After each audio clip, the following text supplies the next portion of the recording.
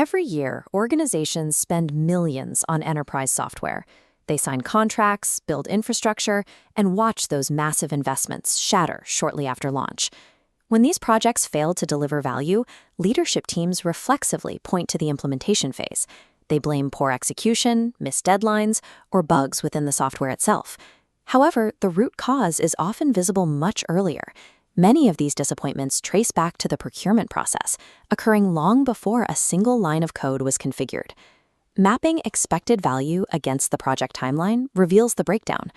During evaluation, flawless demos keep expectations high. Reality sets in at implementation, as value dips slightly, before plunging downward post-launch. This creates a gap where software exists, but business value is never realized. This data suggests that if you cannot identify the specific traps hidden in the evaluation phase, your newest software investment is likely to become expensive shelfware. The first trap appears when organizations compare feature checklists to determine which platform looks the most advanced on paper. This is intensified by current market trends. The pressure to adopt agentic AI or the newest automation platform often forces buyers to prioritize industry buzzwords over the core utility of the tool.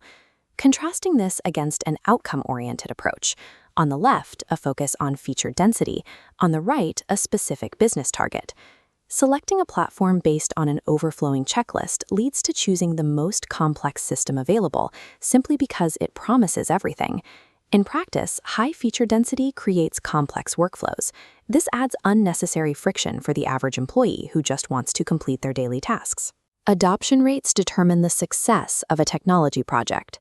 Forcing a highly complex tool onto a team that does not require it creates a level of user resistance that no amount of features can overcome. In the financial evaluation, buyers often prioritize the vendor's quoted license cost above all other metrics.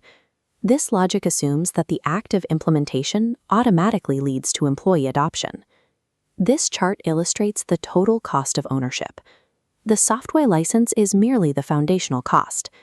Added to that, you find the capital required to make the software actually work, including custom integrations and the infrastructure needed to scale the system.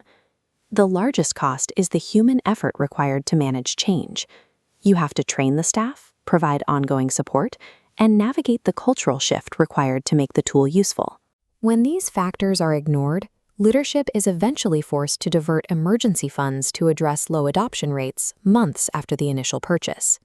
Factoring in these underwater costs shows that the cheapest license often results in the highest total cost of ownership. Technology also depends on the internal environment it enters. Advanced platforms operate on the assumption that your organization already has clean data and clear objectives. This flowchart shows the danger of deploying new tools, especially AI, on top of weak data hygiene. The software will perform as designed.